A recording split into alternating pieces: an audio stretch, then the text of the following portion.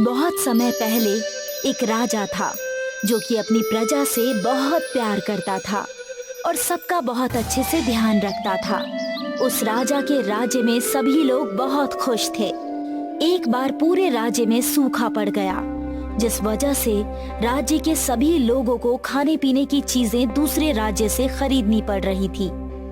पर राज्य के सभी लोगों के पास इसके लिए पर्याप्त पैसे नहीं थे।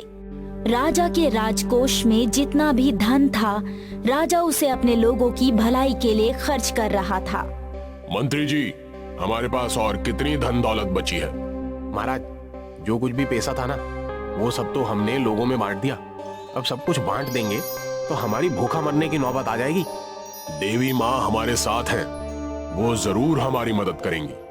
तभी एक गरीब आदमी राजा के पास आता है। महाराज, हमें कुछ अन्न दीजिए, हमारे घर में खाने के लिए कुछ भी नहीं है। मेरे बच्चे भूख से मर रहे हैं। मंत्री जी, इनके लिए कुछ अन्न और कुछ पैसों का इंतजाम कर दीजिए। अरे लेकिन महाराज, अगर हम इसी तरह बांटते रहे तो फिर खुद हमारे पास अगले दिन खाने के लिए कुछ नहीं बचेगा। वो सब तो ऊपर वालों के हाथों में है, और जो हमारे हाथ में है हम उसे जरूर पूरा करेंगे। फिलहाल तुम इस गरीब की मदद करो। राजा के कहने पर मंत्री उस गरीब आदमी को एक बोरी अनाज और कुछ पैसे देता है। गरीब आदमी ये सब देखकर महाराज का धन्यवाद और उनके लिए दुआएं करता है। आपका भला हो मंत्री जी, और हमारे महाराज 100 साल तक जी। हम बहुत किस्मत वाले हैं जो हमें इनके जैसा राजा मिला है। अरे बस बहुत हुआ, जो तुम्हें चाहिए था मिल गया ना, अब निकलो यहाँ से। गरीब आदमी अनाज लेकर वहाँ से चला जाता है। अरे यही हाल रहा तो महाराज हमें सड़क पर ला देंगे। मुझे तो लगता है 2-4 बोरी अनाज अपने घर लेकर जाना चाहिए, ताकि कल को भूखमरी की नौबत ना आए। मंत्री भंडार से 4 बोरी अनाज और कुछ पैसे अपने घर ले गया। यहाँ राजा से अपनी प्रजा का ये हाल देखा नहीं जा रहा, क्योंकि उनके पास भी अपनी प्रजा की मदद करने के लिए कुछ भी नहीं बचा था। राजा बहुत दुखी था। वो देवी माँ से प्रार्थना करने लगा। हे देवी माँ, मेरी मदद करो। मेरी प्रजा भूख से मर रही है, पूरे राज्य में अकाल पड़ा हुआ है। हे देवी माँ, मेरी मदद करो ताकि मैं अपने राज्य को इस समस्या से बाहर निकाल सकूं। हे राजा, तुम्हारी छोटी बेटी राजकुमारी सुकन्या मेरी बहुत बड़ी भक्त है। उसने भी मुझसे आज प्रार्थना की है, इसलिए मैंने सुकन्या की कंघी में जादू भर दिया है। उस कंघी से अगर तुम जिसके भी बाल कंघी करोगे, वो बाल सोने के हो जाएंगे, और फिर तुम उन बालों को काट कर उन्हें बेचकर धन इकट्ठा कर सकते हो। पर ये जादू तभी काम करेगा अगर तुम उस धन का प्रयोग लोगों की भलाई के लिए करोगे। अगर उस कंघी का प्रयोग अपने लाभ के लिए किया जाएगा तो उस कंघी से बाल कंघी करने पर बाल लोहे के हो जाएंगे। हे देवी माँ, आपकी जय हो। मैं उस जादुई कंघी का प्रयोग लोगों के हित में ही करूंगा। राजकुमारी, क्या आप हमें आपकी कंघी देंगी? जी पिताजी। कल देवी माँ ने मुझसे कहा कि उन्होंने इसे जादुई कंघी में बदल दिया है। इस कंघी से बाल कंघी करने पर बाल सोने के हो जाएंगे। क्या सच पिताजी? हाँ बेटी, देवी माँ ने ये सब हमारी मदद करने के लिए किया है। राजा ने राजकुमारी से कंघी ली और उससे राजकुमारी के बालों को कंघी किया। देखते ही देखते राजकुमारी के सारे बाल सोने के हो गए। राजा ने नाई से कहा, राजकुमारी के बाल काट दो। जी महाराज, अब ही काट देता हूँ। नाई ने राजकुमारी के बाल काटे और सारे बालों को इकट्ठा किया। सारे बाल सोने के धागों के जैसे लग रहे थे। राजकुमारी के सिर पर नए बाल आ गए। नाई ने फिर से बालों को कंघी किया। सभी बाल फिर से सोने के हो गए। नाई ने फिर से बाल काटे और सभी बाल इकट्ठा किए और एक थैली में भरकर महाराज को दे दिए। ये लीजिए महाराज, इतने सारे सोने के बालों को बेचकर तो बहुत सारे पैसे आ जाएंगे। हाँ, और मैं इन पैसों से अपने राज्य के लोगों की मदद करूंगा। राजा सभी बालों को लेकर सुनार के पास गया। इस थैले में सोने के बाल हैं। मुझे इसके बदले पैसा चाहिए। जी महाराज, अभी तोल देता हूँ। सुनार ने राजा से थैला ले लिया और तराजू में बालों को तौला। महाराज, ये तो शुद्ध सोना है। इसकी कीमत तो इतनी है कि मेरे पास तो उतने पैसे ही नहीं है। तुम्हारे पास इस सोने की फिलहाल जो भी कीमत है वो तुम मुझे दे दो, बाकी बाद में दे देना। जो आज्ञा महाराज। सुनार ने अपनी तिजोरी से सारे पैसे निकाले और राजा को दे दिए। अब मैं इन पैसों से अपने लोगों की भूख प्यास मिटा सकता हूँ। राजा ने इन पैसों को सभी गरीबों में बांटा और अगले दिन फिर से राजकुमारी के बाल उस जादुई कंघी से कंघी की और सभी बालों को सोने में बदल दिया। इसी तरह राजा अकाल में भी अपने लोगों का सही ढंग से ध्यान रख रहा था, पर राजा के मंत्री की नीयत ठीक नहीं थी। ये तो राजा के हाथ खजाना लग गया। अगर ये जादुई कंघी मेरे पास आ जाए ना, तो इसमें मैं अपनी बेटी के सारे बालों को सोने में बदल दूंगा और फिर उन्हें बेचकर बहुत सारे पैसे कमा लूंगा। मंत्री अपने घर आया और उसने पूरी बात अपनी बेटी को समझाई। सीमा बेटी, तुम बात तो सही से समझ गई ना? हाँ पिताजी, वैसे भी राजकुमारी सुकन्या मेरी अच्छी दोस्त है। मैं उनके कमरे में जाऊंगी और वहाँ से वो जादुई कंघी चुरा लूंगी। तब आप मेरे बाल कंघी करना और मेरे सारे बाल सोने में बदल जाएंगे और हम उन बालों को बेचकर बहुत सारा पैसा कमाएंगे। हाँ, और तब मैं इस राजा से भी बड़ा एक मेल बना लूंगा। अब जल्दी जाओ और जल्दी से वो जादुई कंघी लेकर आओ। मंत्री की बेटी सीमा राजकुमारी सुकन्या के कमरे में गई और वहाँ से वो जादुई कंघी चुरा कर ले आई। मंत्री ने जादुई कंघी से अपनी बेटी सीमा के बाल को कंघी किए, पर सीमा के बाल सोने के बजाय लोहे के हो गए। ये क्या पिताजी, मेरे बाल तो लोहे के हो गए।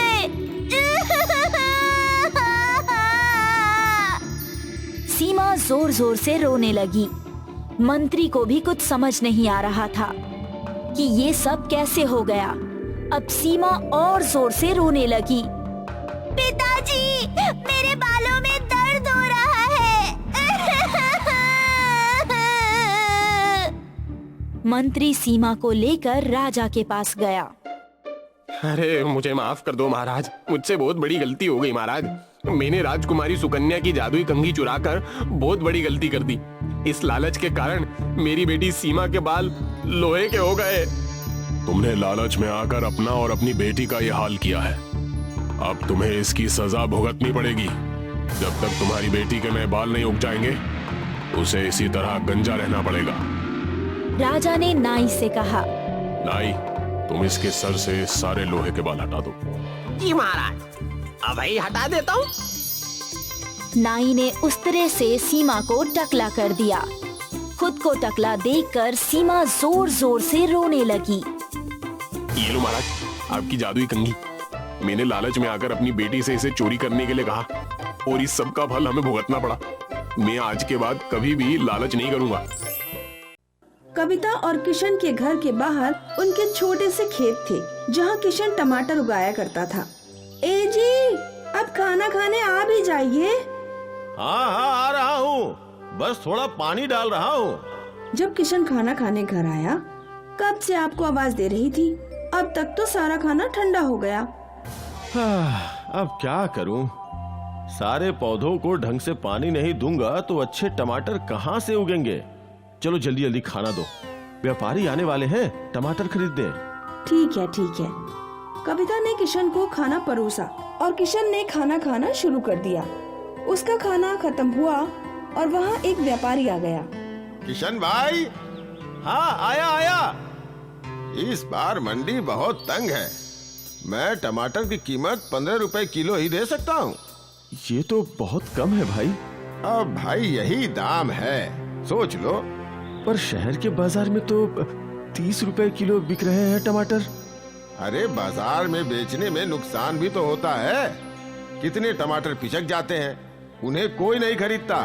फिर टमाटर बेचने के लिए जो बंदा खड़ा रहता है उसकी पगार, बहुत खर्चा है किशन भाई, तुम नहीं समझोगे। लेकिन भाई 15 रुपए का दाम तो बहुत ही कम है। देखो भाई, ज्यादा से ज्यादा मैं तुम्हें 17 रुपए दे सकता हूँ, अगर तुम्हें पड़बड़े तो दे दो। किशन निराश हो गया, पर उसे टमाटर बेचना ही था। ठीक है भाई, ठीक है, दे दो। कितने किलो है टमाटर? यही कुछ 200 किलो। ठीक है भाई, 17 रुपए के हिसाब से 3400 रुपए हुए, ये लो। धन्यवाद भाई। वो व्यापारी सारे टमाटर लेकर चला गया और किशन निराश होकर घर लौटा। क्या हुआ, दाम सही नहीं मिला? शहर में टमाटर 30 रुपए किलो बिकते हैं और हमें बस 17 रुपए मिले। ये तो अन्याय है। लेकिन अगर टमाटर बेचूं नहीं तो खराब हो जाएंगे। तो आप टमाटर खुद शहर जाकर क्यों नहीं बेचते? अरे अगर मैं शहर गया तो यहाँ मेरे खेतों का ख्याल कौन रखेगा? अब सब मैं देख लूंगी। लेकिन कैसे? तुम घर का काम करोगी या खेत संभालोगी? आप फिक्र मत कीजिए, मैं सुबह सारे घर का काम खत्म करके खेत भी संभाल लूंगी। वैसे भी आपने मुझे अच्छे से खेती सिखाई है। वो तो है, पर क्या हम कर पाएंगे?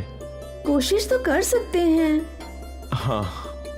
और बस तय हो गया कि कविता टमाटर उगाएगी और किशन शहर के बाजार में टमाटर बेचने जाएगा।